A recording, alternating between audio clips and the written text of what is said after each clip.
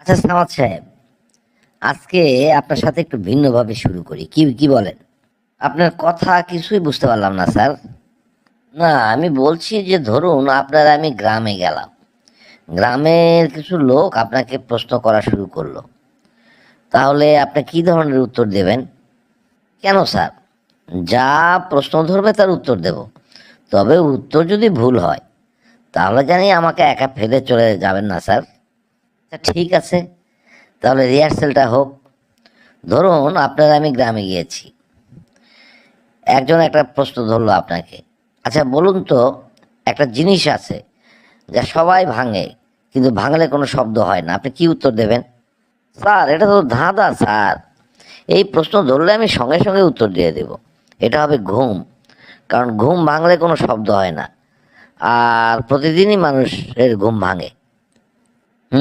ভালো। আচ্ছা ধরুন আমরা আর একটু এগিয়ে যাচ্ছি। এগিয়ে যাওয়ার পরে আর একজন গ্রামবাসী আপনাকে প্রশ্ন ধরলো, আমাকে তুমি দিলে গরিব হও না, কিন্তু আমি দিলে সবাই খুশি হয়, এই আমিটাকে? তাহলে আমি বুঝবো স্যার গ্রামবাসী খুবই হাসি খুশি, এই জন্যই এই ধরনের প্রশ্ন ধরেছে।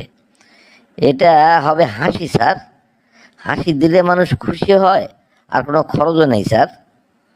বাহ, খুব সুন্দর উত্তর আপনি দিলেন তো। আচ্ছা ধরুন আমরা এগিয়ে এগিয়ে যাচ্ছি।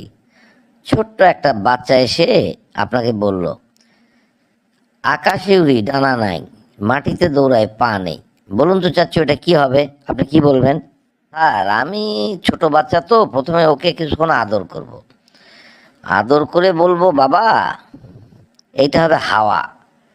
কারণ হাওয়া ওড়ে আবার ছুটেও চলে, আবার ডানা কিংবা পা কিছুই নেই।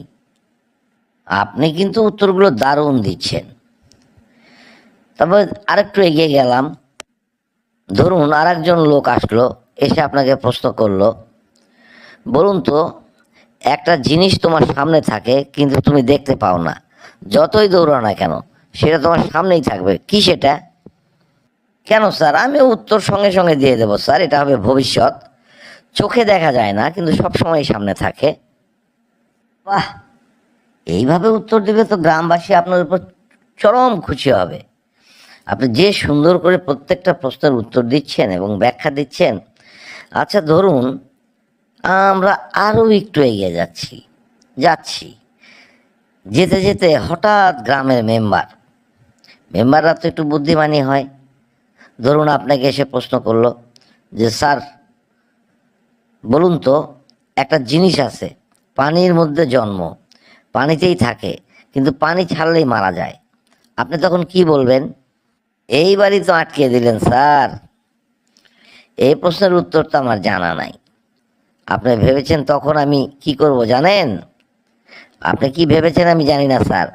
আমি আপনাকে দিয়ে দেখে দেবো, আপনাকে দেখে দিয়ে বলবো, স্যার এই প্রশ্নের উত্তর তো আমার জানা নাই, আপনি উত্তরখানা ওনাদেরকে একটু জানিয়ে দিন।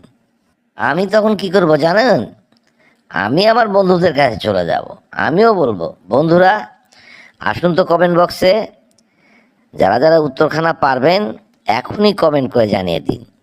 প্রশ্নটা আমাদেরকে ধরেছে, একটা জিনিস আছে, পানির মধ্যে জন্ম, পানিতেই থাকে, কিন্তু পানি ছাড়লেই মারা যায়, জিনিসটা কি হবে?